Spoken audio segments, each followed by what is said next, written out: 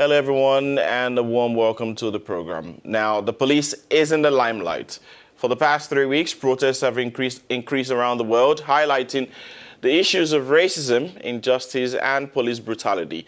It all began in the U.S. city of Minneapolis when a worker at a store called 911, claiming that an African-American man, George Floyd, had used counterfeit money. The incident ended with a police officer suffocating Mr. Floyd to death, despite his and bystanders' pleas for mercy. Protests have since erupted across the U.S., where the police have responded with military-style violence. There have, in fact, been yet another deadly case, the latest being the shooting of Rayshard Brooks, a drunk, unarmed African-American man who resisted arrest in the city of Atlanta in the U.S. Now, if you think this story only pertains to the U.S. or affects America, you may be mistaken. The African continent is not spared from police violence. So at a time when demonstrations are taking place around the world calling for a change in the way the police forces intervene, we at Africanews begin a series on the police as it concerns Africa.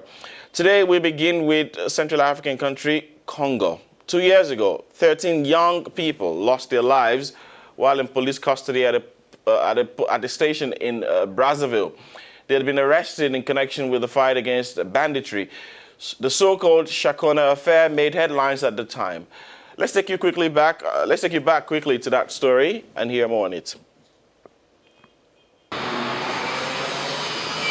It has been 2 years since 13 young boys were found dead at a police station in Brazzaville, but the incident is still a baffling mystery. Congolese Human Rights Observatory is following the case closely. A survivor testified they had been detained during an operation, over 20 of them crammed into a cell that could barely hold 8 people. Le drame du Chicano était un crime. The Chicano Tragedy was a crime organized and committed by the Congolese police. Elle s'est permise. They arbitrarily arrested these young people from their home compounds and at bus stops. They then transferred these young people from one police station to another, from the one in Kibeliba to the one in Chakona. It was at the Chakona police station where the tragedy occurred. The police, acting with impunity, tortured and voluntarily executed these young people. 6 police officers implicated were sentenced to just 3 years in prison for manslaughter and failure to assist a person in danger. The families were never satisfied with the lenient judgment. They were thirsty. The prison conditions were bad, but that didn't mean anything to the wardens. It was torture. By morning, they were all dead.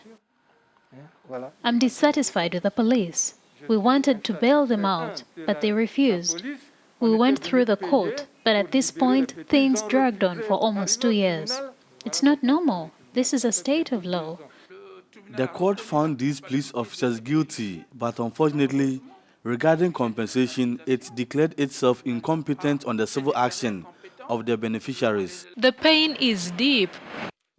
Africanews, Razia Hatman with that report. And as you heard there, the police officers have been sentenced to terms ranging from 1 to 3 years in prison. But this is not enough for the parents of the victims. For more on this, we're now being joined by Trezor Nzila, Executive Director of the Congolese Human Rights Observatory. Trezor is with us from Brazzaville this morning. Thank you for joining us on the program. We're taking it back down memory lane this morning, fresh memory lane, perhaps I should say. How can it be explained, Trezor, that so many young people lost their lives in these circumstances? The Chicano Tragedy is the perfect illustration of the violence and brutal nature of the Congolese police.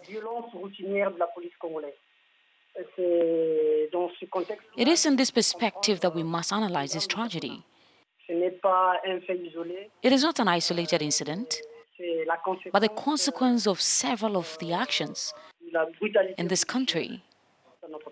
Indeed, not an isolated incident, as you say, but has this particular incident prompted any change in the procedures and approach to to how the police operates and when he holds victims or suspects in custody?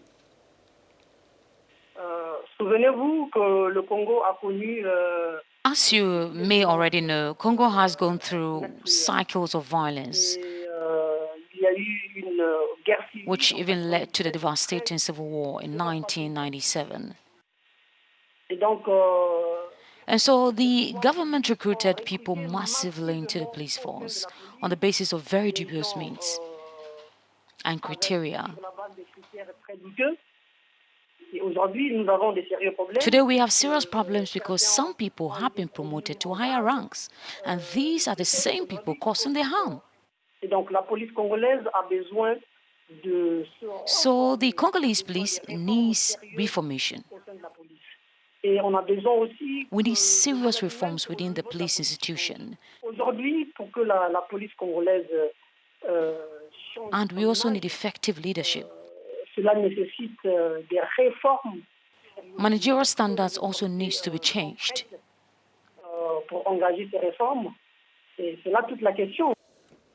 So, in this quest for reforms, what is the contribution of NGOs like that which you head? How can we reduce the number of bad police officers, so to speak? What is your contribution in this light? We try to organize training programs to help improve the practices of our police. Our training is mainly on human rights issues, and the information we make available to the security and defense forces is mainly for 3 people at a time. We are not able to reach everyone. And sometimes our relations with the police authorities are conflictual, which doesn't favor the pedagogical work that we try to do. And therefore it is very difficult today to change the trend through the simple training courses that we organize. There has to be a real policy change so that such programs could be structured as part of a long-term program to reform our police institutions.